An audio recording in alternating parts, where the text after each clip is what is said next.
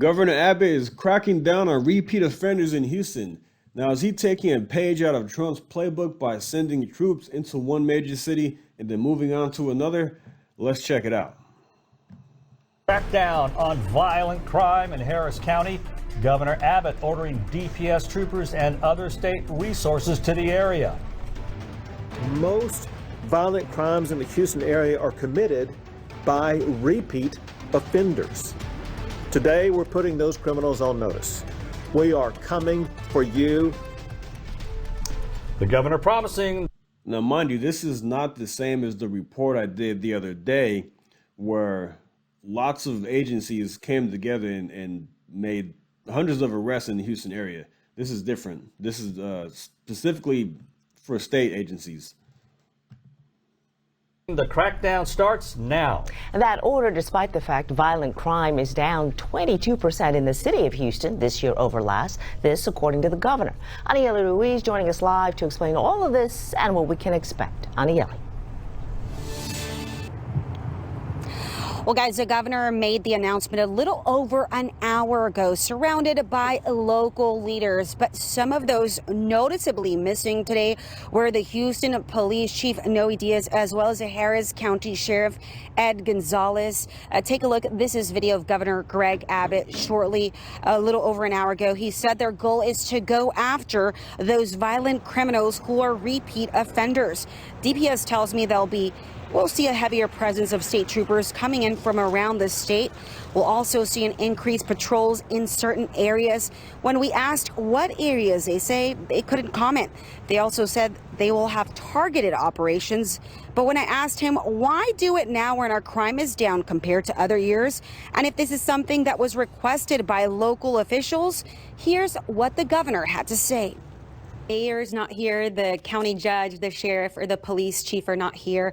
I can't ask them, but I want to ask you, is this an initiative that you asked them or that they asked to bring to the city, especially since our crime rate is down? So why now and why bring it? You see, this news reporter and news outlets in general, but specifically her, she's been like trying to spin this as something negative. She keeps asking why do this, crime is down, why are you doing this? We'll get into that. And does the mayor know about this? We'll talk about that as well. For one, I've been talking to the mayor about things like this for a while now. I talked to him about this a couple of days ago, and he said that he was not going to be able to be here. It's my understanding that he's out of town today.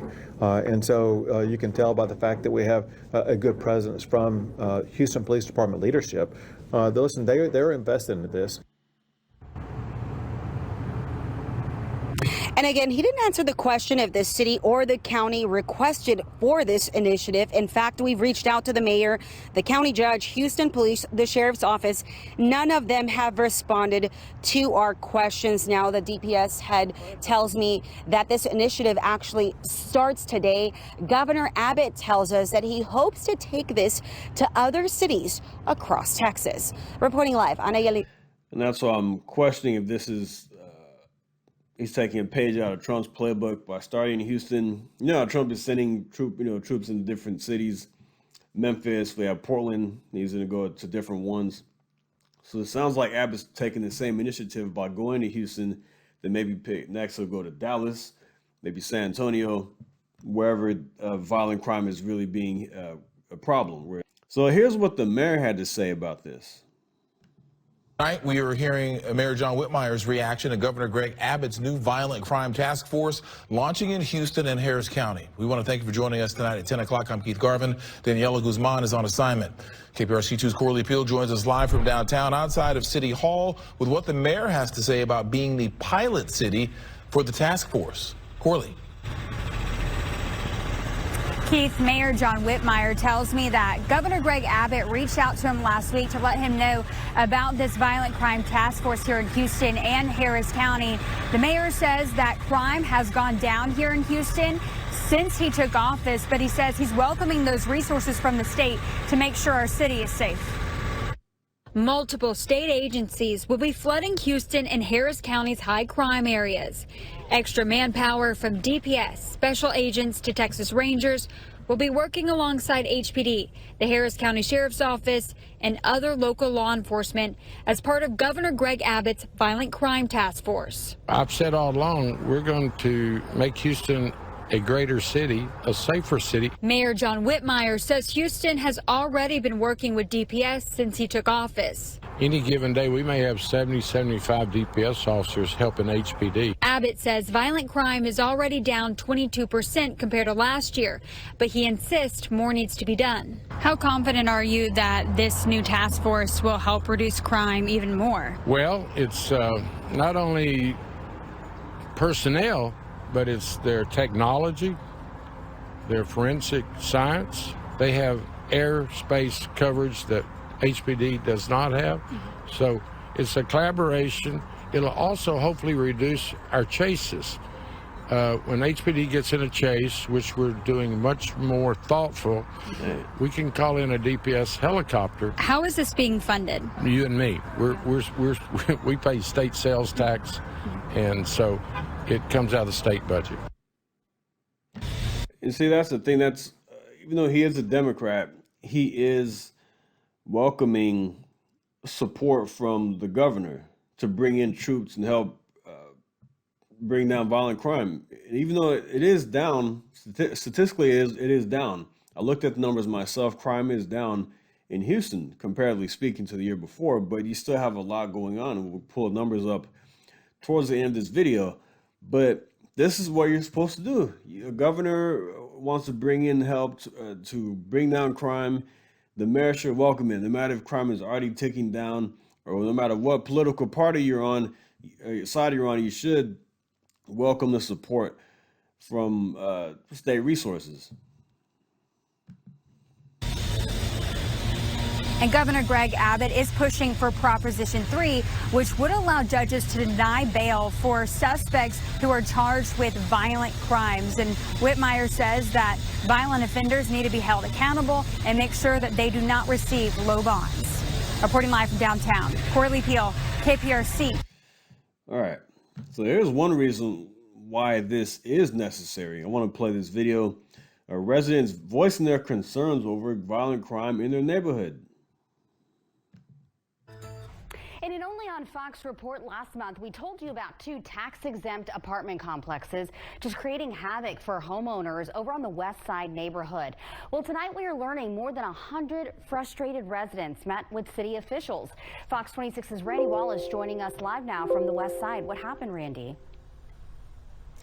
Yeah, Rossi. Now, District G Council member Marian Ann Huffman told the crowd of more than 100 that this is not a problem that can be solved overnight, but she's definitely making headway. You've been dealing with this since March, and there's a lot of things that kind of tie your hands as far as legally. Absolutely, but I think we've done a really good job doing attacking this problem in a bunch of different ways, whether it's through the health department, whether it's through permitting, providing funding for HPD, and doing what we can in a bunch of different ways. You've had a first-hand look of what it's like over there. What's it like over there? It's terrible. Nobody should live in those kind of conditions. This is what homeowners living nearby are so concerned about. What in the world is going on? Prompts a hail of gunfire from a machine gun. You can see kids riding bikes in the distance as bullets fly. Yeah, nobody should have to live like that.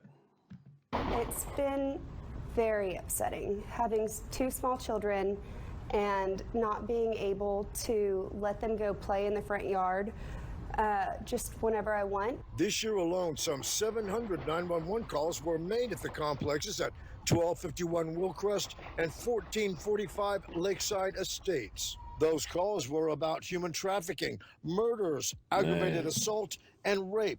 3 murders have happened this year at the Willcrest Drive location. What's the next thing that you're hoping will happen?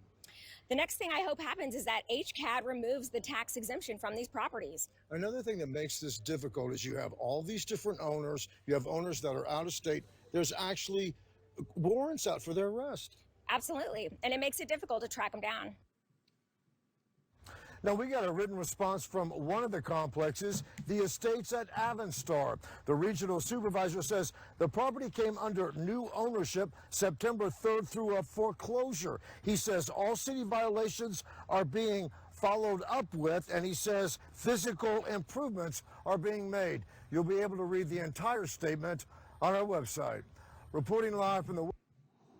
Crazy stuff, man. Nobody should have to live with all that gunfire going on in the street. Kids should be able to play outside without any concerns, ride their bike, whatever they want to do. Of course, you always want to be mindful of, what's going on, but no matter how safe your neighborhood is, but you shouldn't have to worry about this on a daily basis. People are just shooting out like it's some kind of movie or something. It's crazy. But here are some statistics up to August of this year from Houston PD about crime and, what's been going on there. So if we go to, let's see, here we go. Crimes against property have robbery down 19%, arson down 37%. Year to date, arson's at 95, robbery at 3,400 compared to 4,287 in 2024. Burglary, breaking, entering, 7,300 incidences this year, compared to 9,300 in 2024. Shoplifting, 10, that's up. So you have these crimes that are being committed in Houston, and they've gone down. Like example, murder, which is the worst one, 197 compared to 218, so a 9.6% drop. Justifiable homicide, 8 compared to 6. Kidnapping, abduction, 230 compared to 258 the prior year. Rape, 509, down from 624. Sodomy, 402, down from 537. And all these other crimes, aggravated assault is down 16% to 10,000 from over 12,000 the year before. Simple assault, 17,000, down from 18,000. And you get the gist of that. But it has gone down statistically. Now, I wonder if this is a result of ICE coming in there and doing these big raids, these big operations down in Houston, the Houston area. They've arrested a lot of violent criminals in Houston since Trump has been back in office. So I wonder if this is a result of that. But the good thing is that you have a mayor who's accepting support from the federal government and the state government as well. Like I said, it's very important for that to happen, because if you just don't want anybody to come in and help you, you won't see things going down. You won't see violent crime going down. And yes, it has gone down, but it's still a problem because 197 is 197 too much. So we will see how this plays out. And I applaud the governor, no matter what you think of him. Some people think he's corrupt and all that, and rhino, whatever. Everybody has their own opinion. But one thing that I think most people should agree on is a governor stepping in to tackle violent crime in targeted areas in big cities and across the state. That should be something that everybody should welcome. But, let me know what you think in the comments. Do you like this idea of Abbott going to Houston? Look, Houston brings me a lot of news. You open up YouTube and there's something crazy happening in Houston. You should go to Dallas next.